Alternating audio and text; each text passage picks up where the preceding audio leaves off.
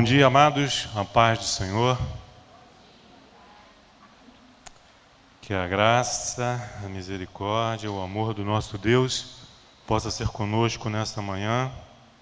E eu creio que Ele está conosco já desde antes do início do culto, né? Porque o nosso culto ele começa quando nós acordamos pela manhã, de domingo, já nos preparando para chegarmos à casa do Senhor, nos preparando para chegar no horário, antes do culto começar. O nosso culto já começa aí.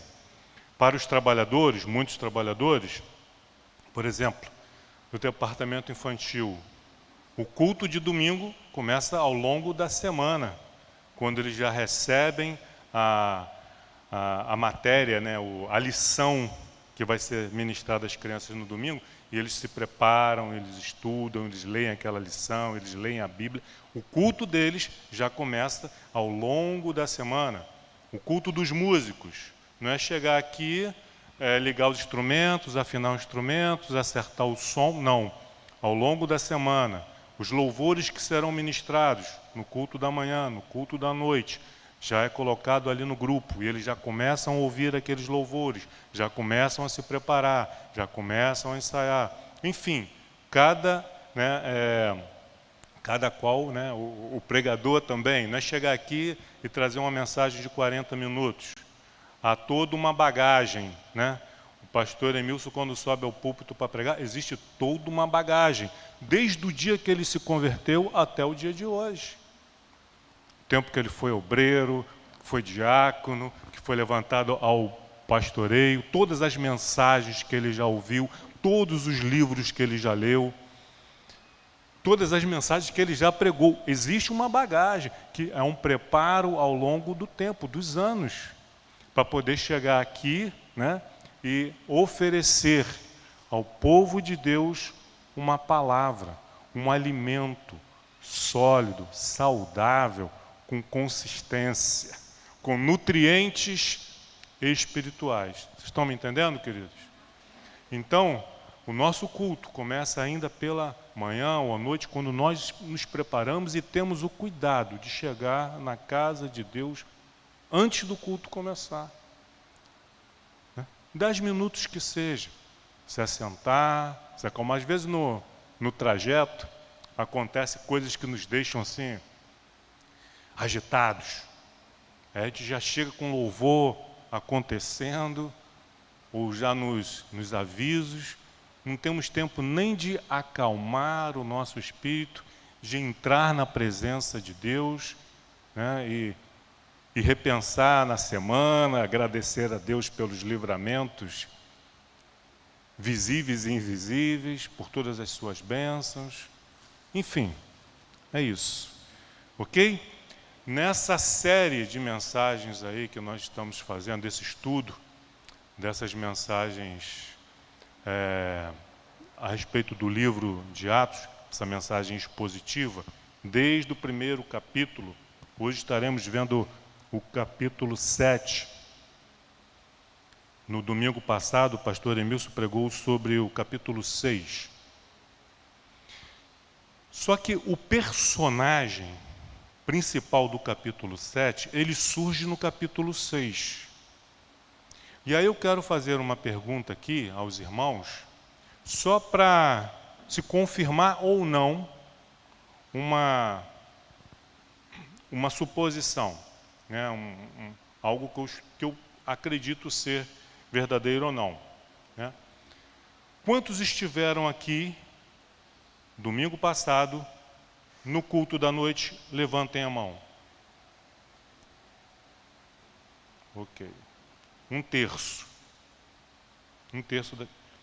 Quantos ouviram essa, não estiveram aqui domingo à noite, mas ao longo da semana, agora eu vou pedir só para aqueles que não vieram domingo à noite, e que ao longo da semana reservaram um tempozinho para acessar o YouTube ou o Facebook, para saber o que o pastor Emilson pregou no culto de domingo à noite. Quantos? Levantem a mão, por favor. Daqueles que não tiveram domingo à noite. 1, 2, 3, 4 pessoas. Então a grande maioria não sabe o que o pastor Emilson pregou domingo à noite, e também ao longo da semana também, né, não estiveram domingo à noite e também ao longo da semana não reservaram tempo. Eu, por exemplo, hoje eu ouvi pela manhã, acordei enquanto tomava meu café, me preparava para vir à igreja, eu ouvi a mensagem domingo à noite para me atualizar. E foi a segunda vez que eu ouvi só essa semana. Eu já tinha ouvido no meio da semana e ouvi hoje novamente. Botei lá no YouTube e assisti novamente. Por que estou falando isso? Quantos aqui, parece, né, a sala de aula, quantos aqui sabem que nós temos um canal no YouTube? Levantem a mão. A grande maioria, quase todos aqui sabem. Ok? Quantos já se inscreveram? Nem todos que sabem que nós temos um canal no YouTube fizeram a sua inscrição, acionaram o sininho.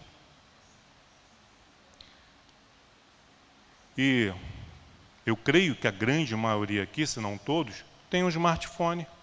No smartphone tem o aplicativo do YouTube. Quando você se inscreve e é colocado na nossa página no YouTube uma das nossas mensagens, ou as orações que acontecem às segundas e quartas-feiras, aparece lá o aviso. Igreja Nova Vida publicou um vídeo. Se você não pôde participar da oração, eu não posso por questões de trabalho. Na hora que acontece a oração, eu estou em trânsito, estou dirigindo, estou vindo do trabalho para casa, então não posso.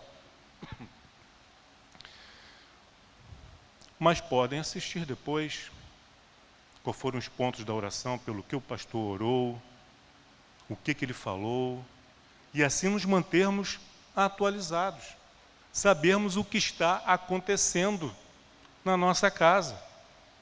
Não sermos como aquela pessoa que tem uma casa, que tem uma família, que sai de manhã, que chega à noite e não sabe o que está acontecendo dentro da sua casa. Com seu cônjuge, com seus filhos, não sabe. Então não basta ser membro da igreja, precisamos saber o que acontece, o que é falado, o que é pregado, o que é ministrado na Igreja de Nova Vida do Coelho. Amém, irmãos?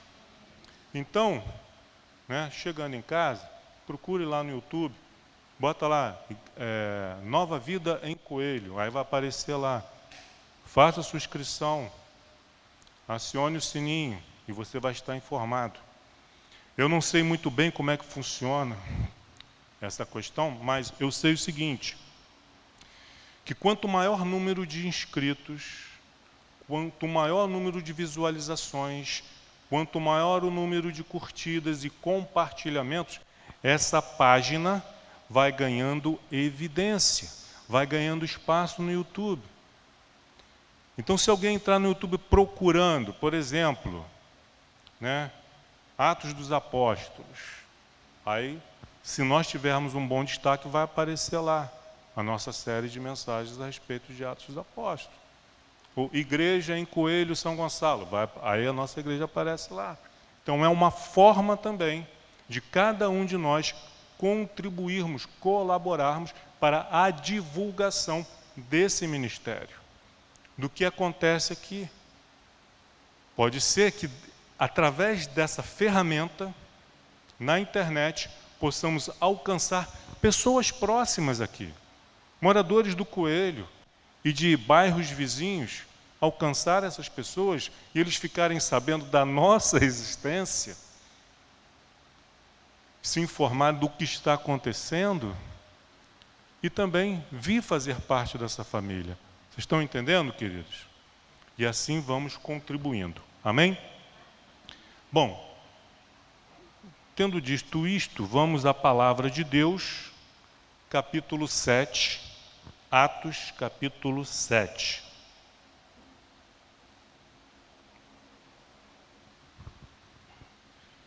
É um capítulo grande, extenso, e que... Só um minuto.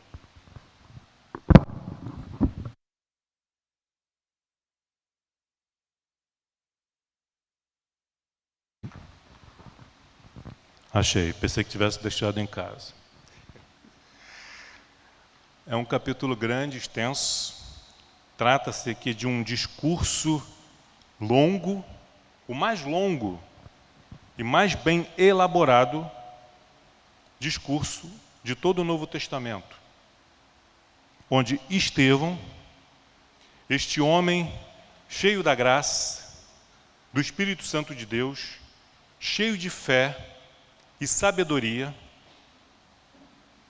expõe ali a sua defesa diante as acusações, as falsas acusações que ele estava recebendo por parte de alguns. E nós vamos estar vendo isso pelo texto bíblico. Alguns levantaram um falso testemunho, movidos pela inveja, por um coração duro, e começam a debater com Estevão. Mas o espírito de sabedoria que havia sobre Estevão fazia com que Estevão prevalecesse diante daquele debate.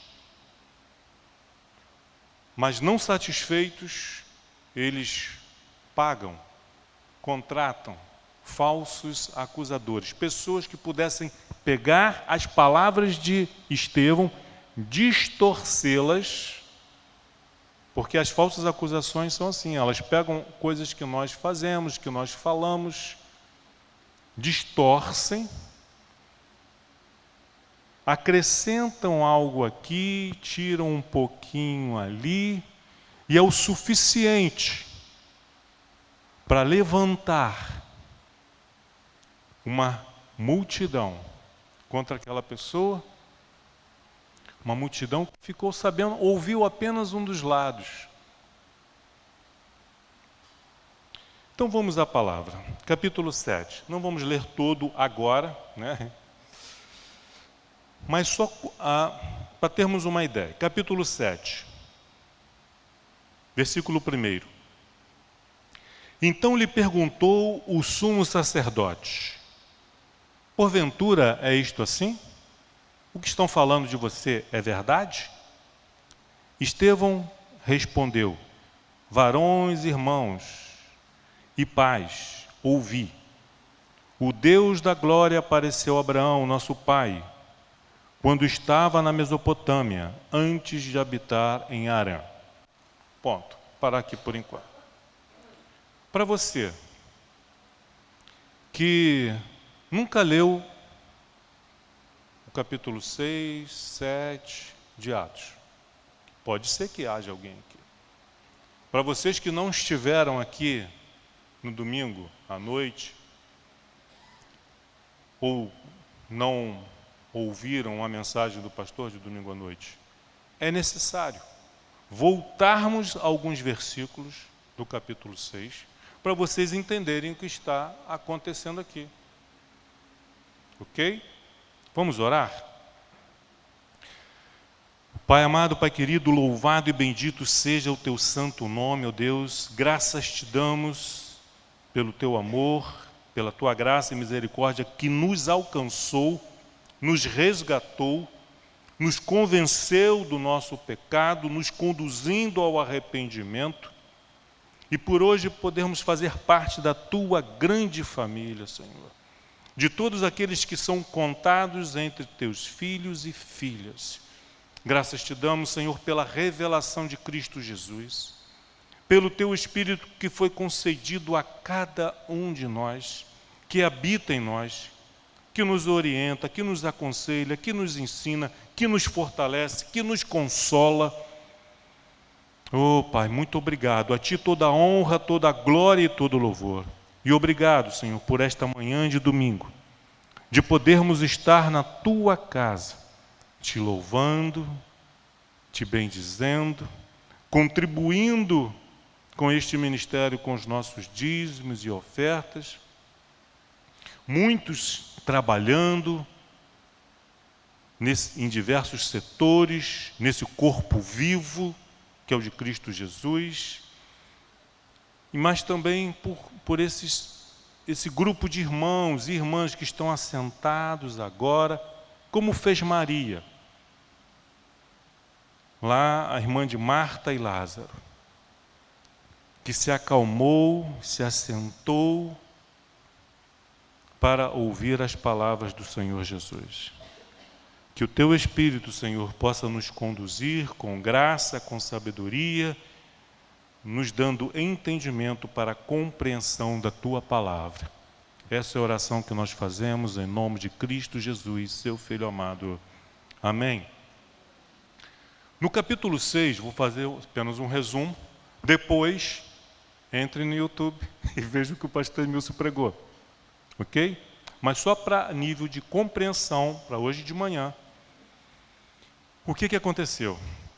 Surgiu uma demanda, uma necessidade verdadeira na igreja. Havia 2 grupos distintos na igreja de Jerusalém. Hebreus de língua hebraica e hebreus judeus de língua grega. Descendentes de Abraão, de Isaac, Jacó, judeus, mas que nasceram e cresceram e viveram em outros países, em outras terras, onde a língua franca, a língua falada era o grego.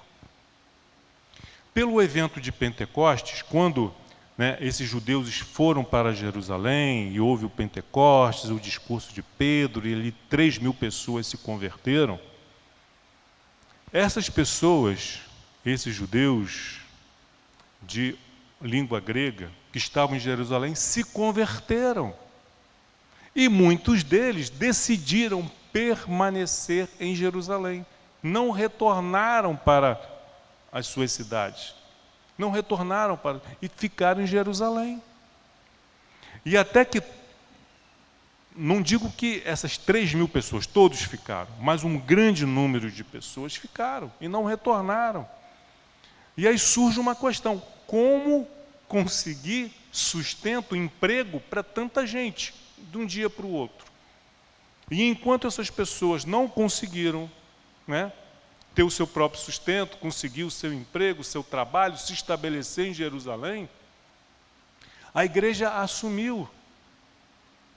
E havia as viúvas na igreja, cristãs, membros da igreja de Jerusalém, que precisavam de língua hebraica, e as de língua grega, que precisavam ser assistidas pela igreja.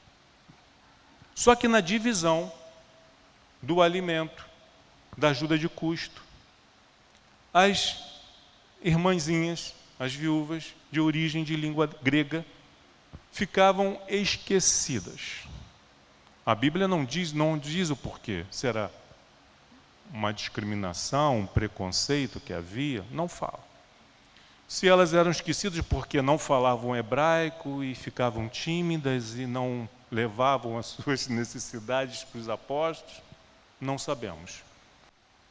A palavra, o verbo usado por Lucas é que foram esquecidas. E aí os irmãos, os homens de língua grega, levaram essa questão aos apóstolos. E os apóstolos viram ali um grande problema que poderia causar divisão na igreja. A igreja podia romper ali agora e abrir, então, ter 2 igrejas em Jerusalém: a igreja de língua grega e a igreja de língua hebraica. E os apóstolos, era muita gente, eles eram apenas 12 para lidar com tanta gente. E aí eles têm uma decisão muito sábia, debaixo da direção do Espírito Santo: olha, escolha dentre vós, não chama ninguém de fora, mas dentre vós, dentre os irmãos da igreja, escolham 7 homens que possam estar encarregados desse trabalho, dessa responsabilidade, desse serviço. E esses homens têm que ter boa reputação, têm que ser cheios do Espírito Santo e de sabedoria. Então, queridos, primeira coisa que nós aprendemos, para trabalhar na casa do Senhor, independente da área que você trabalha, obreiro, recepcionista, músico, professor de departamento infantil, som, enfim, é necessário que você tenha uma boa reputação. Tem uma boa reputação, porque a tua reputação pode ou não, né, fazer com que a igreja seja bem vista ou mal vista. Outra coisa, tem que ser cheio do Espírito Santo. Qualquer trabalho, não tem trabalho menor ou maior. Para ser um músico, para ser um obreiro, para ser um professor do departamento infantil, tem que ser alguém de boa reputação e cheio do Espírito Santo. Mas eu não vou orar por enfermos. Não tem problema, tem que ser cheio do Espírito Santo. Quem sabe se vai orar por enfermos ou não é Deus. Ok? Como foi o caso de Estevão. Se vai realizar milagres, grandes prodígios ou não, não é o cargo que faz o cristão, mas é Deus quem prepara, que qualifica. Estevão era um diácono, mas como vimos no domingo à noite, Deus realizou. Estevão, debaixo do poder de Deus, realizou sinais e grandes prodígios, Lucas não entra em detalhes, mas nós imaginamos, né? Libertação de demônios, de cura, enfim, milagres e grandes prodígios. Se destacou. O parecer, então, dos apóstolos agradou, e assim eles separaram 7 homens. E Lucas começa por Estevão. Estevão surge agora no livro de Atos. E veja o que Lucas fala a respeito de Estevão no versículo 8. Estevão, cheio de graça e poder, fazia prodígios e grandes sinais entre o povo. E levantaram-se, porém, alguns. Versículo 10, 6:10. E não podiam resistir à sabedoria e ao Espírito por qual ele falava. Então aprendam a primeira coisa que nós podemos tirar aqui também, de tudo que já foi dito, mais um ponto. Às vezes nos enganamos. Somos muito pragmáticos. E nos enganamos pensando que milagres, prodígios, sinais e palavras de grande sabedoria vai sair convencendo o mundo todo, o bairro do Coelho todo vai se render ao Senhor. Lê do engano. Isso não é verdade. Muitos irão se converter, sim. Mas haverá alguns, e sempre há. Foi assim com Jesus. Foi assim com os profetas no Antigo Testamento. Sempre tem um grupo, sempre tem alguns que se levantam contra os profetas de Deus. Se levantaram contra João Batista, se levantaram contra Jesus, se levantaram contra os apóstolos, e não vai ser diferente hoje, queridos. Sempre vai ter alguns que vão se levantar. E nós precisamos estar preparados.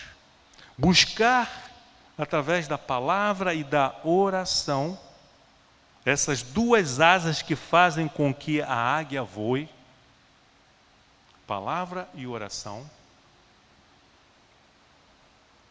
Precisamos nos encher desse Espírito. Não visando, eu quero me preparar para isso, eu quero me preparar para aquilo. Não, eu quero estar preparado para quando Deus me chamar, eu esteja pronto e possa dizer, eis-me aqui, Senhor. Mas para isso eu tenho que cuidar da minha reputação, para isso eu tenho que me encher do Espírito, através da oração, e da obediência e da sabedoria por intermédio da palavra. Versículo 12, sublevaram o povo, ou seja, levantaram, fizeram, incitaram o povo. Mas não foi só o povo. Olha, foi o povo, os anciãos e os escribas. Aí a gente pensa assim, incitar o povo é fácil. O povo acredita em tudo. Qualquer fake news que vê na internet, o povo acredita. Mas eles conseguiram convencer também os anciãos, aqueles que deveriam ter experiência e sabedoria. Espera aí, vamos ver se o que vocês estão falando é verdade. Queremos ouvir Estevão. Por que escutar apenas um dos dois lados? Mas eles conseguiram convencer, incitar até os anciãos, homens sábios e experientes, homens vividos, calejados. E não foi só o povo e os anciãos, também os escribas, os conhecedores da palavra, também foram levados por ele. E diz o versículo 12 que eles o arrebataram levando-o ao sinédrio. Então, arrebataram Estevão. O que é arrebatar aqui? Ele foi pego com força, contra a sua vontade. Não pediram a ele, Estevão, queira nos acompanhar ao sinédrio, para que nós possamos te ouvir. Não, eles o pegaram com força, o arrebataram, o levaram. Por isso que a Bíblia descreve a segunda vinda de Cristo como o arrebatamento. Nós seremos tomados pela força quando Cristo vier. Cristo não vai chegar e dizer assim, olha, eu voltei, você quer ir comigo agora? Aí você vai pensar no teu filho, no teu pai, na tua mãe, no teu irmão, no teu cônjuge que ainda não se converteu. Não, Senhor, agora não. A gente vai tentar resistir. Por isso que seremos tomados pela força, ou seja, de surpresa. E quando nos dermos conta, estaremos com Deus na glória. Aleluia. Num piscar de olhos. Estamos aqui e de repente... Onde é que eu estou? E assim fizeram com Estevão. E lá apresentaram falsas testemunhas, o acusando de falar contra o templo, falar contra a lei, falar contra os costumes de Moisés, falar contra o templo, contra a lei, contra Moisés, é uma heresia, um sacrilégio muito grande. Lembre-se que foram as mesmas acusações que levantaram contra Jesus e que levaram Jesus à cruz. Capítulos anteriores, os apóstolos foram presos, foram açoitados e saíram de lá louvando e glorificando a Deus por terem sido açoitados. Por quê? Eram pessoas cheias do Espírito Santo. Então ele foi levado ao sinédrio. 71, além do sumo sacerdote, que era o presidente ali daquele tribunal, mais 70 sábios, escribas, fariseus, saduceus, ouviram os acusadores. E aí nós chegamos no capítulo 7. Quando o sumo sacerdote pergunta, é verdade isso que estão falando? Mas pelo contexto do texto bíblico, não foi assim que o sumo sacerdote falou. Estevão, e essas acusações são verdadeiras? Mas foi uma pergunta já carregada de acusação. A decisão já havia sido tomada. Por que Jesus se calou no seu julgamento? Porque a decisão já havia sido tomada. Não haveria nada que ele pudesse falar que pudesse mudar aquilo. Então, para que gastar o meu português? Se a decisão já foi tomada. Eles querem apenas me ouvir para que eu fale mais e me comprometa mais. Foi a situação de Jesus. Mas Estevão, cheio do mesmo Espírito, porque tem gente que pensa assim, se Jesus se calou, eu também vou me calar. Mas não é assim. Por isso temos que ter a sabedoria e a direção da parte de Deus, porque há momentos, e Eclesiastes fala isso, que há momentos para falar e há momento para calar.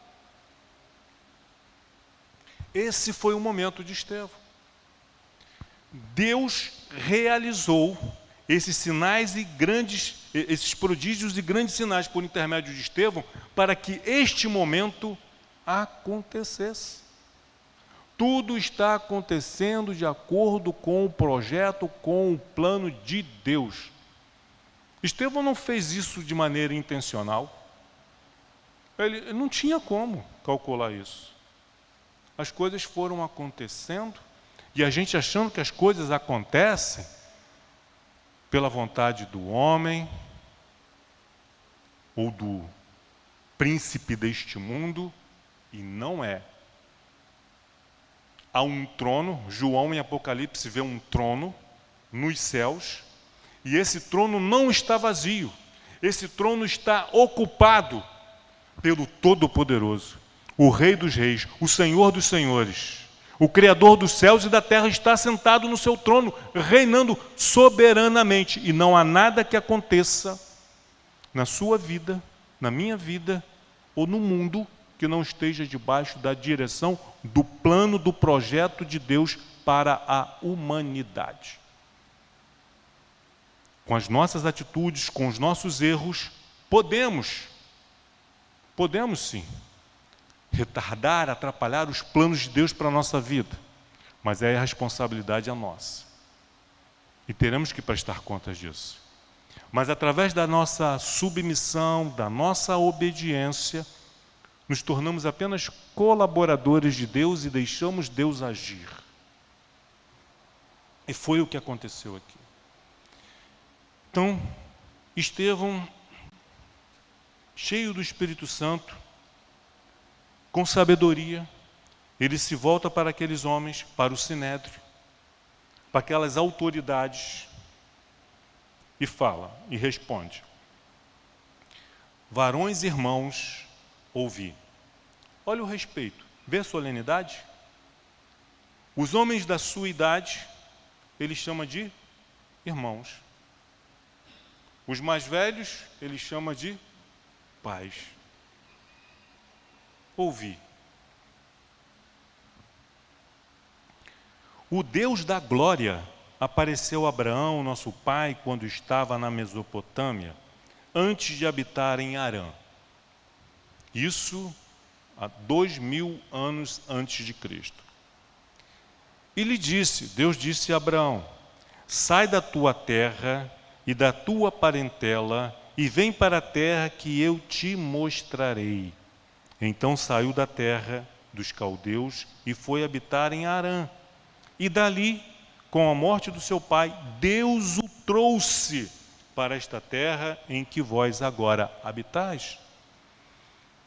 Nela não lhe deu herança, descendentes, filhos, nem sequer a ele um espaço de um pé, nem 1 metro quadrado daquela terra foi dada para Abraão. Nem o espaço de um pé. Mas Deus prometeu dar-lhe a posse dela, da terra, aonde os olhos de Abraão alcançavam. Ele olhou para o sul, para o norte, para o leste, oeste, onde até a tua vista possa alcançar. E Deus falou isso para ele do alto de um monte, onde tinha uma visão panorâmica. Toda essa terra te darei. Versículo 5. Nela não lhe deu herança, nem sequer o espaço de um pé, mas prometeu, Deus prometeu, dar-lhe a posse dela, e depois dele a sua descendência, não tendo ele ainda filhos. E ele não está falando isso para um homem jovem, casado com uma mulher jovem. Ele já está falando, Deus está prometendo isso para um homem idoso, casado com uma mulher idosa também, que já não tinha condições de ter filhos, de gerar filhos, humanamente falando, que quando era jovem não teve filhos porque ela era estéril, e a Bíblia diz que Sarai era estéril. E agora Abraão, já velho, com a esposa velha, ouve essa promessa de Deus. E ele não duvida, ele crê. Porque para Deus não há impossíveis. O que Deus está te prometendo? O que Deus te prometeu? Tem isso também. Não é o que o teu coração está falando. Não é o que o teu desejo acha. Mas o que Deus prometeu para você, no teu íntimo. Não é o que o homem prometeu, falando por intermédio de Deus. Pode acontecer? Pode. Mas não em larga escala, como acontece em determinados lugares. O que Deus te prometeu? Não olhe para as circunstâncias, não olhe para as suas limitações, para as suas dificuldades, para a tua incapacidade. Apenas creia. E Abraão creu. Aleluia. Versículo 6, e falou Deus que a sua descendência seria peregrina. O que é um peregrino? Não tem possessão. Ele não se estabelece. Ora está num lugar, ora está no outro. Não tem paradeiro. A sua geração será peregrina. Por quê? Por que Deus fez assim? Porque havia um propósito. Deus está formando uma nação, Deus está formando um povo. Assim como um pai estabelece regras na criação dos seus filhos, estabelecendo horário para dormir, para comer, o que vai comer, e não o que a criança ela não pode tomar banho a hora que ela quer, ou quando quer, ou brincar o tempo todo e não estudar, ou comer apenas bobagem. Há um porquê. Mas quando se é criança, e todos aqui já foram crianças, temos dificuldade de entender os nossos pais, com todas essas regras. Deus está estabelecendo um povo, está educando um povo. Havia necessidade deles passarem por essas dificuldades, para que houvesse crescimento individual na vida de Abraão. E nós vemos na história de Abraão a necessidade dele crescer, dele obedecer e vir a se tornar não somente o pai da nação de Israel, mas ser conhecido na palavra de Deus como o pai da fé. Ele não se tornou o pai da fé do dia para a noite. Como ele não veio a ter um descendente do dia para a noite. Deus prometeu, vou te dar um filho, vou te dar herança. E 9 meses depois estava nascendo a criança. Não. Foram anos de caminhada, de jornada com Deus preparando Abraão para aquele momento quando Isaac com 12 anos, imagina seu filho com 12 anos, Deus dizendo, ofereça o teu filho em sacrifício a mim. Todos esses anos peregrinando pelo deserto, passando por lutas, guerras, dificuldades, aprendendo, foi para preparar Abraão para esse momento, para que ele estivesse qualificado para obedecer. Deus sabia que naquele momento em que ele falou com Abraão e chamou, olha, lá na Mesopotâmia, atual Iraque, olha, sai da tua terra, sai da tua parentela, eu vou te dar uma terra, vou te dar uma descendência, uma herança, e fizesse tudo isso em 1 ano. Vocês acham que 12 anos depois do nascimento de Isaac, Abraão estaria preparado espiritualmente para obedecer a Deus? Não estaria.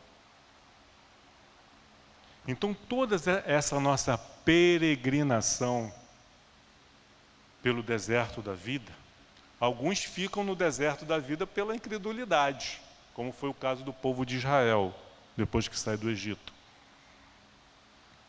Mas muitas vezes, debaixo da direção de Deus, o deserto é uma escola, onde você está sendo preparado, adestrado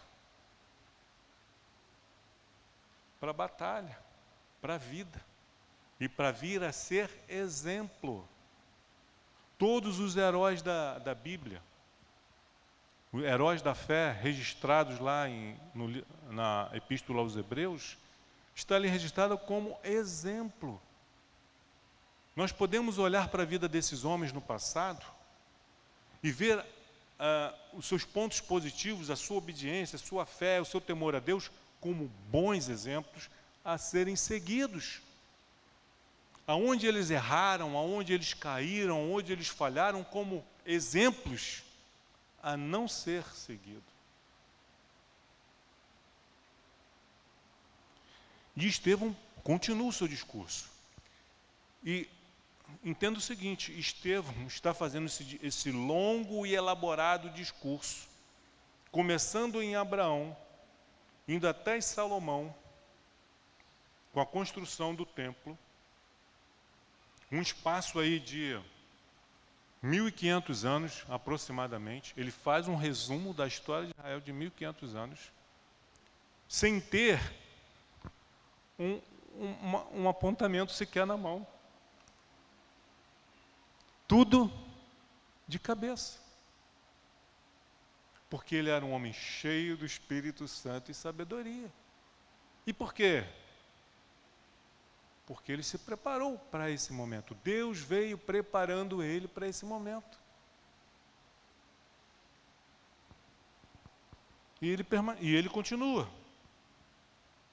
Versículo 6, e falou Deus que a sua descendência seria peregrina, em terra estrangeira, onde seriam escravizados e maltratados por 400 anos. Deus já está falando, está antecipando.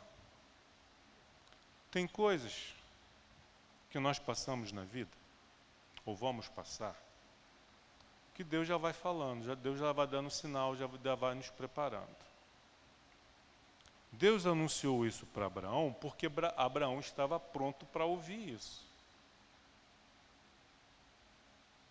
Muitas coisas Deus oculta de nós porque não estamos prontos, não estamos preparados. Não é assim que fazemos com os nossos filhos?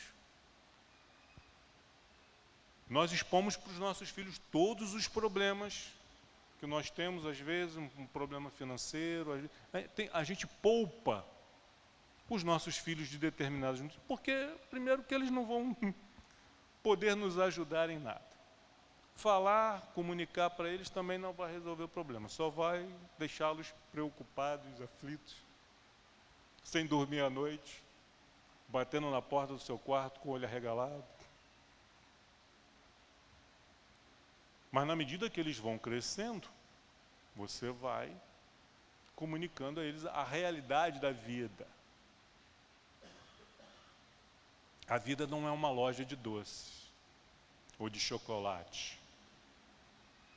Cacau Show. Você entra lá, escolhe o chocolate que você quer. A vida não é assim. E aí você vai falando, porque está a hora. E Deus falou com Abraão. Seria peregrina em terra estrangeira, onde seriam escravizados e maltratados por 400 anos. Por que isso? Era necessário. Para preparar o povo, essa nação, os descendentes das 12 tribos de Jacó, precisavam ser preparados.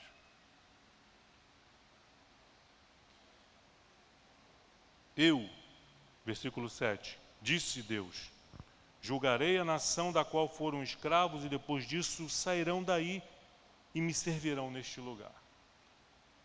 E aí, Estevão, ele prossegue, ele fala dessa situação de Abraão, cita Isaac, cita Jacó. Então ele fala dos patriarcas. No seu discurso tem os patriarcas. E ele fala de que Abraão foi alcançado por Deus na Mesopotâmia, porque o Deus da glória apareceu a Abraão. Em Isaac, não em Moisés, mas bem antes de Moisés, uns 600, 700 anos antes de Moisés, Deus institui a circuncisão, antes que houvesse lei, antes que houvesse tabernáculo, porque Deus não está limitado a essas coisas para falar aos seus servos. E Jacó, os patriarcas, foram peregrinos, habitaram em tendas, no deserto, cercado de inimigos, povos hostis. E muitas vezes Deus permitia que eles estivessem cercados por povo hostil, porque quando você está cercado por um povo hostil, você, o que você faz? Mantém distância. Você procura manter distância. É inimigo, então você mantém distância para a sua própria segurança. Mas todas as vezes que Israel, os patriarcas, Israel, se aproximaram de povos que não eram hostis, eram simpáticos. Sejam bem-vindos à nossa terra, vocês podem habitar aqui.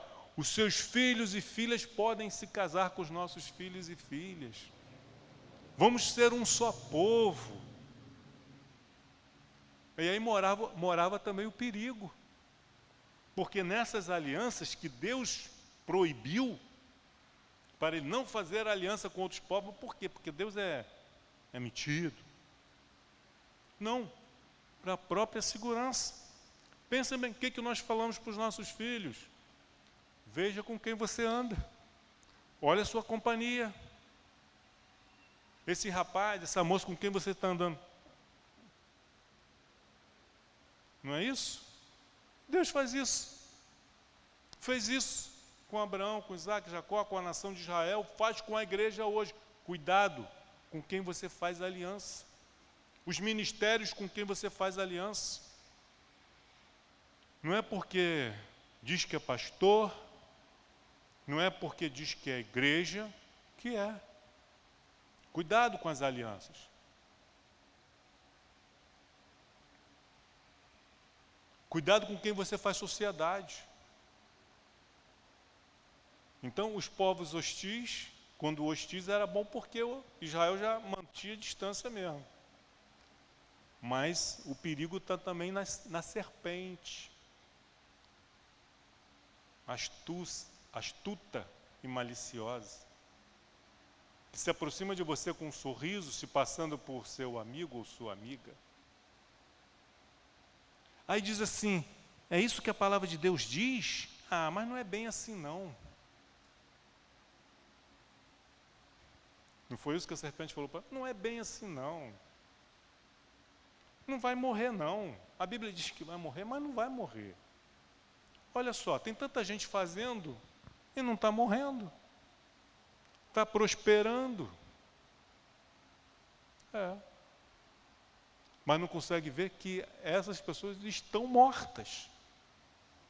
O coração está batendo, ela está vivendo, está comendo do bom e do melhor, está prosperando, tem saúde, mas espiritualmente está morta.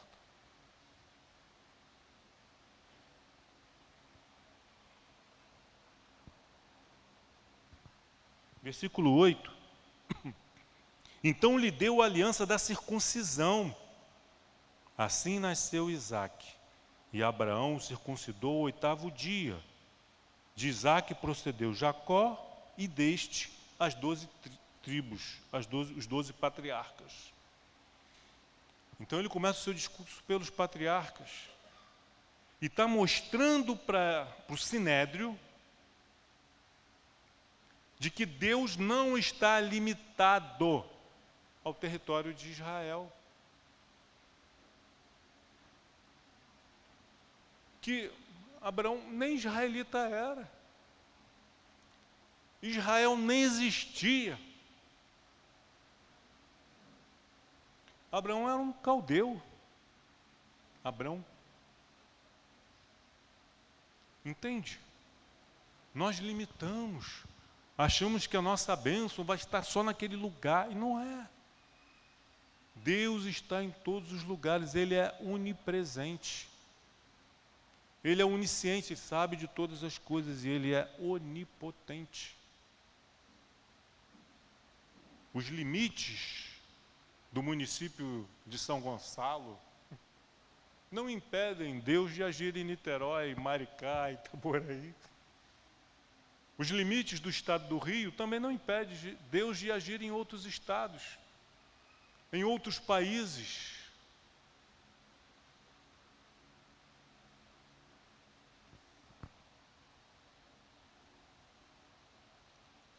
Porque Deus é Deus. E aí ele fala de José, vendido pelos seus irmãos, movidos pela inveja, vendem José para o Egito. Versículo 9. Os patriarcas invejosos de José venderam-no para o Egito, mas Deus estava com ele. Deus estava com José aonde? Aonde? Lá em Israel? Lá em Jerusalém? Era necessário que José estivesse em Jerusalém, dentro do templo, para ser abençoado, para Deus estar com ele. Aonde que Deus esteve com José? Aonde, gente? No Egito. Em que condição ele estava? Ele foi para lá como um homem rico, próspero, para fazer negócio. Como que ele foi parar no Egito? Como escravo. Então a tua condição e o lugar onde você está não impedem Deus de abençoar a sua vida. Talvez no seu trabalho você se sinta um escravo do seu patrão, do sistema. Mas isso não impede a Deus de te abençoar, de te guardar e de te fazer prosperar. Mas o diabo, não satisfeito, levanta uma endemoniada lá e faz uma falsa acusação contra José, porque ele não cedeu aos seus encantos. E José vai parar na cadeia. Agora, um escravo preso, onde os outros presos eram gente da corte. Tinha um copeiro do rei, o padeiro do rei. Tinha gente alto escalão. E José ali era o quê? Um escravo, um hebreu, um estrangeiro. Um escravo preso. E aí na prisão ele se torna escravo dos outros prisioneiros. Que a Bíblia diz que ele servia ali ao carcereiro. Ele ganhou a confiança do carcereiro. E o carcereiro deixou ele encarregado de cuidar das coisas da prisão. Ele não se rebelou contra Deus, não se revoltou contra Deus, ele não murmurou. E foi lá na prisão, como escravo, estrangeiro, que Deus abençoou José. E José se tornou governador no Egito. Então a nossa condição, o nosso lugar, onde nós, não impede o mover de Deus. Agora, se José estivesse lá murmurando, reclamando de Deus, se rebelando contra Deus, ele teria sido abençoado? Não. Ele, apesar de tudo, ele se manteve fiel a Deus. Mas nós queremos prosperar, queremos ser abençoados, murmurando, reclamando, nos rebelando contra Deus. Deus permitiu que os meus irmãos me vendessem. Quer saber? Eu não quero mais saber desse Deus. Esse Deus não existe. Ia morrer no Egito como escravo. Um exemplo. José é um exemplo a ser seguido. Ele é um tipo de Cristo. Quando nós olhamos, tem alguns personagens do Antigo Testamento que nós olhamos assim e vemos assim muita semelhança com a vida, com o ministério de Jesus, embora sendo homens. Agiram, viveram como um cristão, mesmo milhares de anos antes de Cristo vir à Terra, do Deus vivo encarnar e se tornar homem. Versículo 10. Mas Deus estava com ele e livrou de todas as suas aflições, concedendo-lhe também graça e sabedoria perante Faraó.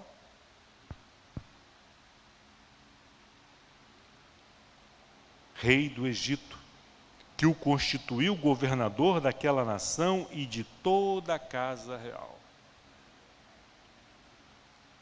Queremos ser reconhecidos, mas nos esquecemos de sermos fiéis em todas as coisas, servindo ao homem como servindo a Deus, dando bom testemunho.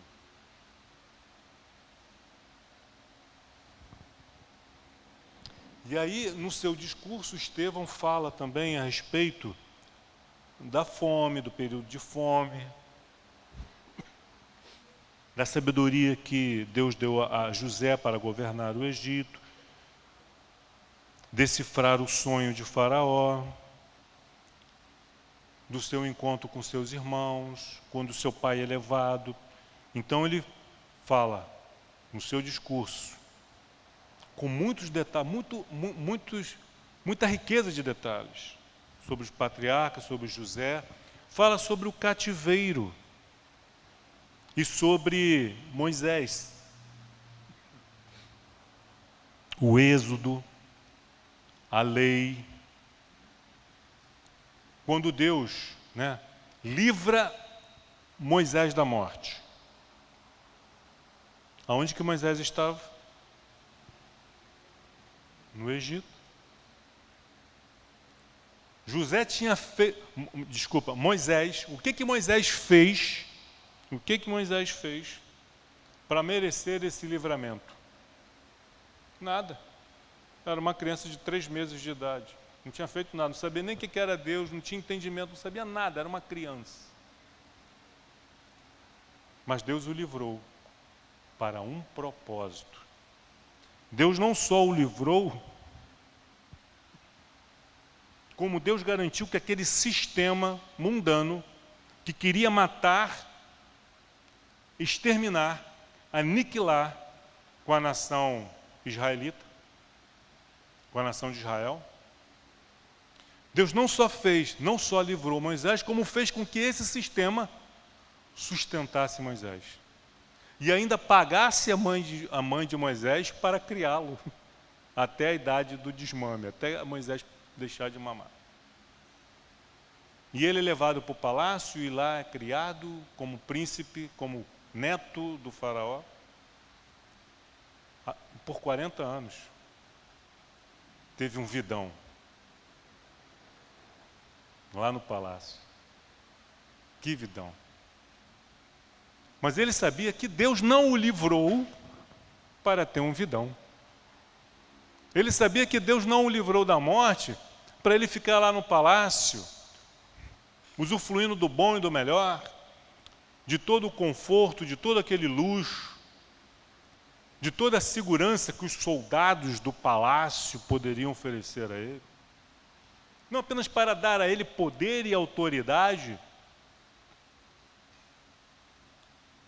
Ele entendeu, eu não estou aqui com esse propósito. Deus me livrou para algo maior do que apenas me dar tudo de bom e do melhor que o Egito pode me oferecer. Não. Ele olhava para o seu povo e ele tinha noção de que ele não era um egípcio, de nascença, e via os seus irmãos aflitos, sofrendo. Isso aponta para nós cristãos.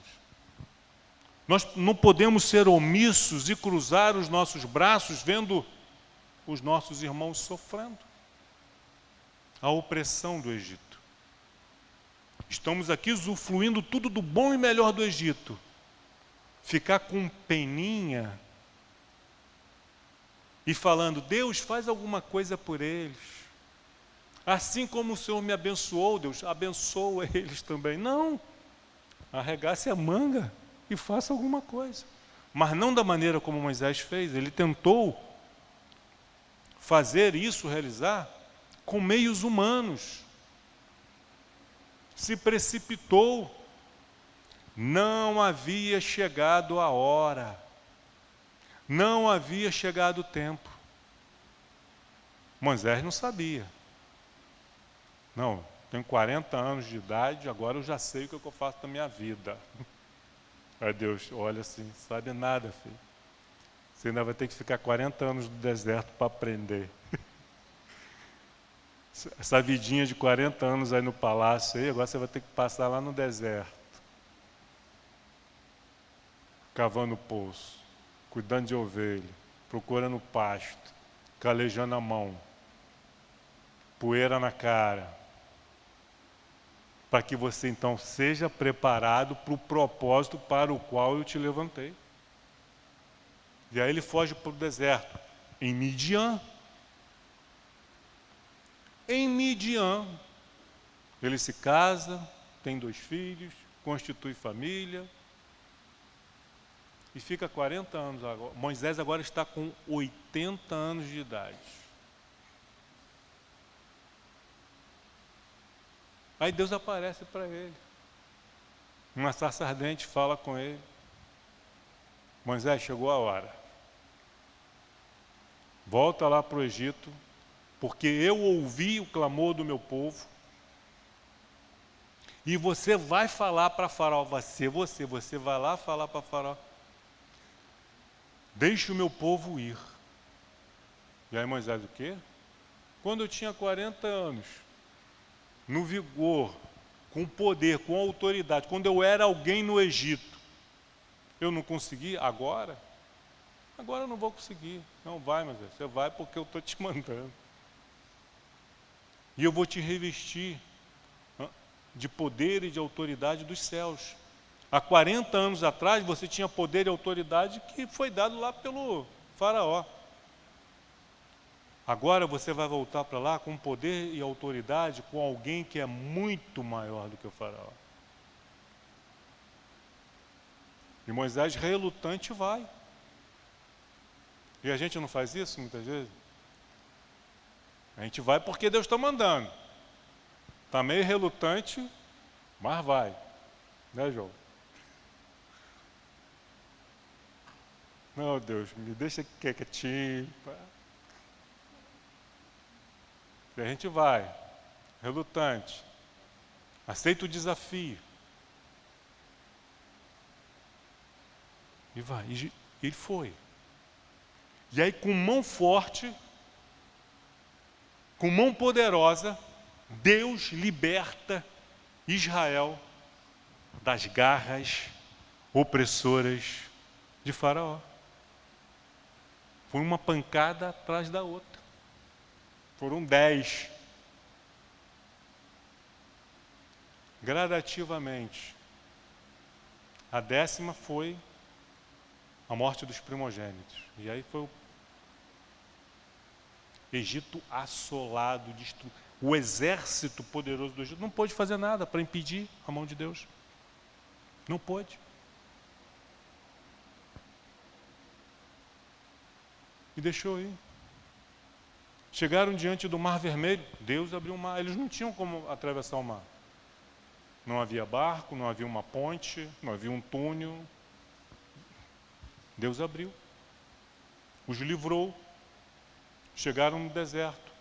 No deserto Deus sustentou com água e pão. Não deixou faltar o alimento. Queremos carne, Deus toma carne. E assim foi. Nesse discurso, Estevão está mostrando para eles, olha, na vida de Abraão foi assim, lá na Mesopotâmia, com Isaac, com Jacó, peregrinos, em terra estrangeira, com José no Egito. Foi assim com Moisés no Egito. Foi com Moisés no Êxodo, na travessia do Mar Vermelho, no Egito, Midian, Monte Sinai, Mar Vermelho, no deserto. E por que vocês... ele não chegou nesse ponto ainda, nós vamos falar sobre isso à noite. Mas ele está falando para um público formado por escribas, fariseus, saduceus, os anciãos, 70 homens ali preparadíssimos. Eles estão entendendo o que Estevão está falando.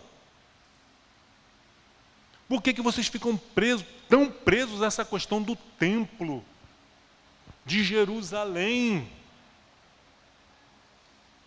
da lei de Moisés?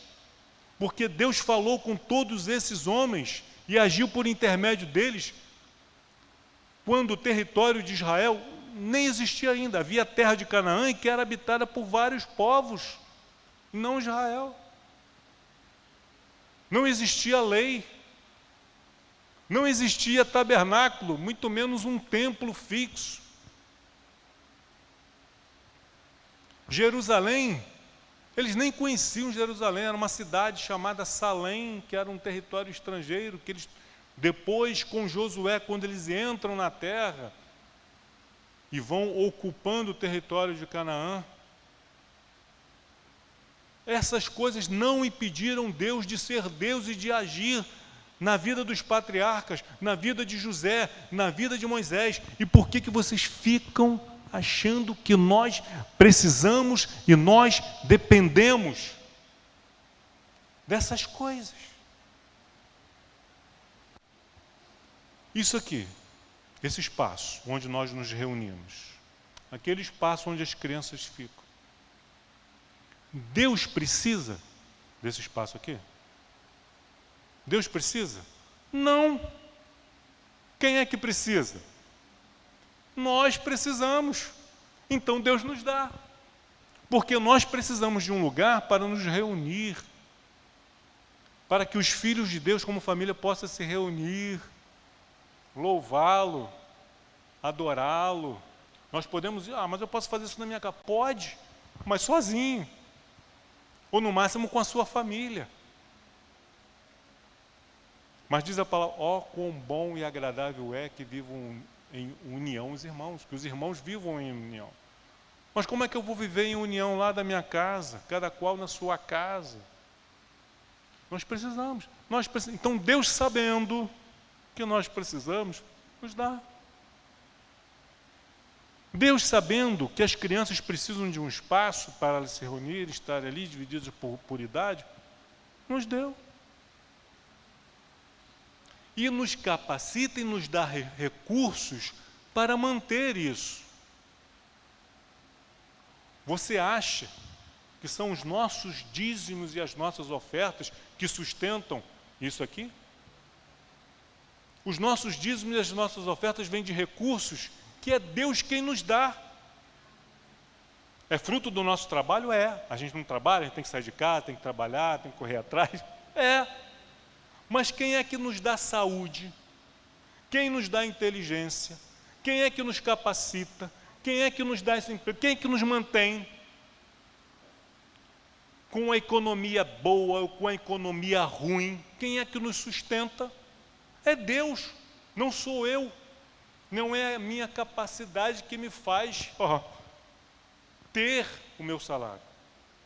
Mas é Deus quem me capacita, e é isso que eu preciso entender, que nós precisamos entender. Nosso dia nós estamos apenas devolvendo a Deus o que pertence a Ele, que Ele nos deu. Então Estevão está falando, tratando disso. Vocês, irmãos, pais, varões, irmãos e pais, ouçam, por favor. Nós não precisamos, às vezes nos apegamos a objetos, a roupas, que nem cabem mais no nosso corpo. Por que você guarda? Não, porque foi a roupa que eu usei no dia que eu me batizei. Bobagem.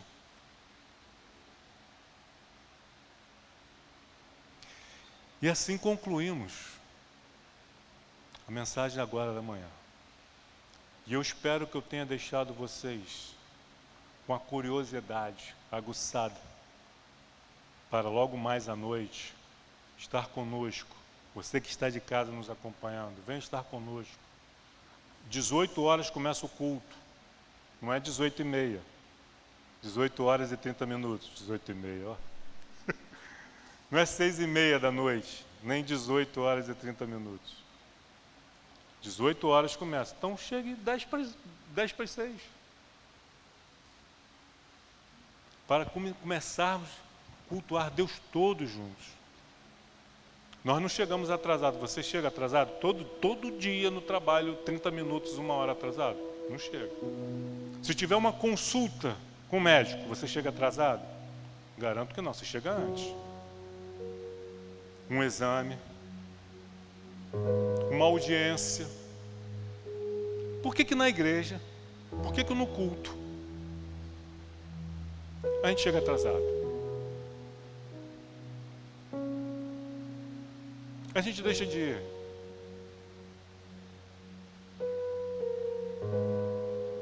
Que Deus tenha misericórdia. Deus está falando, Deus está nos ensinando.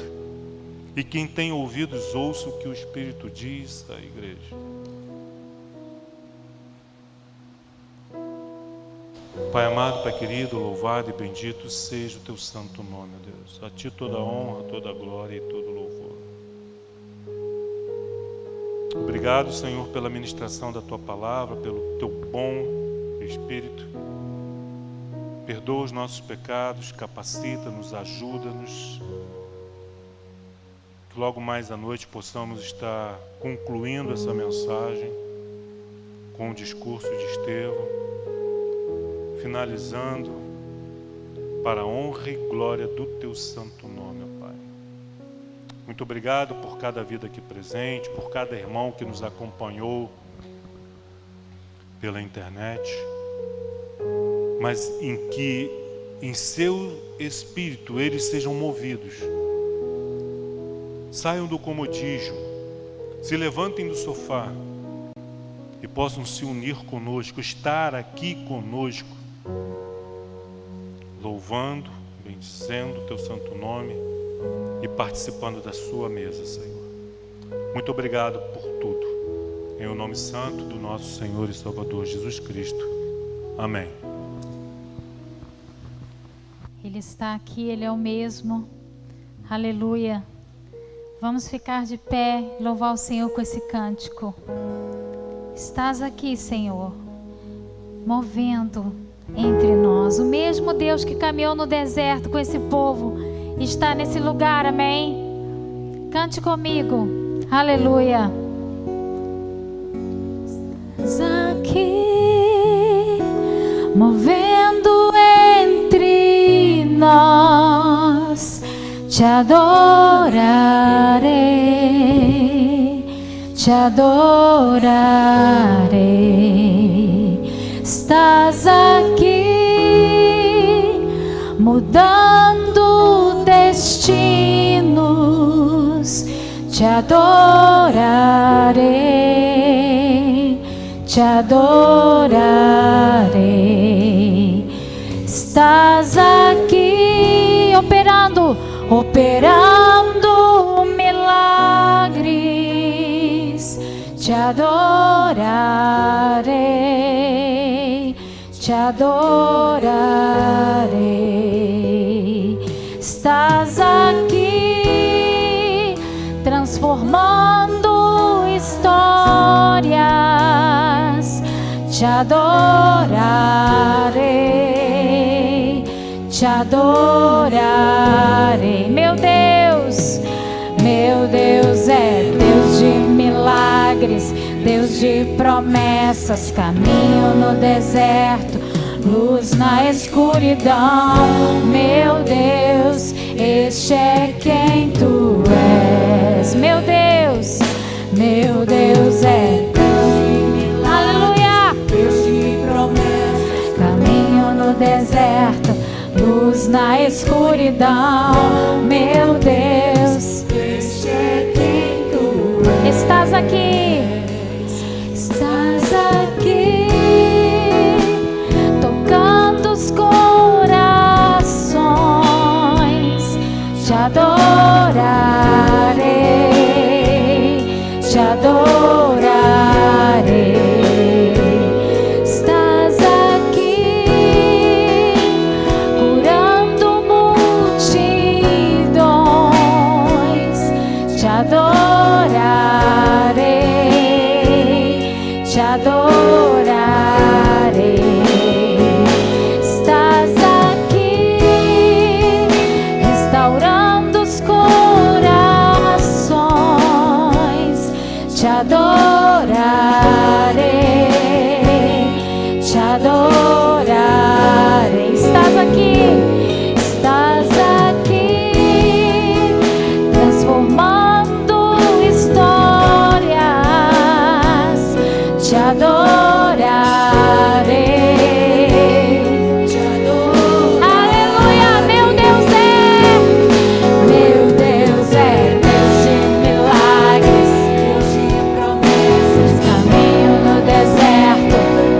Aleluia, meu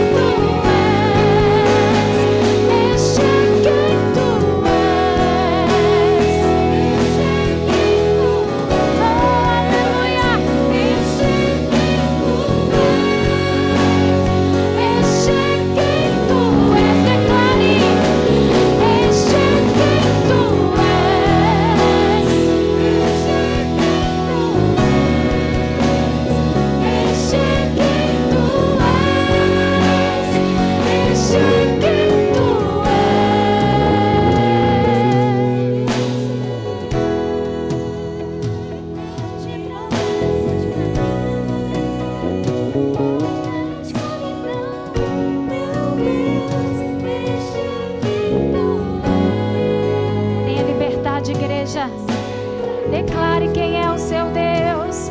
Ele é maravilhoso, Ele é vivo e poderoso, e não há outro. Esse é quem Tu és, Senhor. És o mesmo. Este é quem Tu és. Este é quem Tu és. Não há outro igual a Ti. Este é quem Tu és. Declaramos a Tua santidade, Senhor. Tu és maravilhoso. Obrigada por esse tempo, pela Sua presença, pela Sua palavra. Vem viva, Senhor, o nosso coração. Continua conosco. Te agradecemos. Logo mais à noite, Senhor, que possamos estar aqui Te adorando. Leva-nos guardados pela Tua graça. Em nome de Jesus. Amém. Uma semana abençoada para você.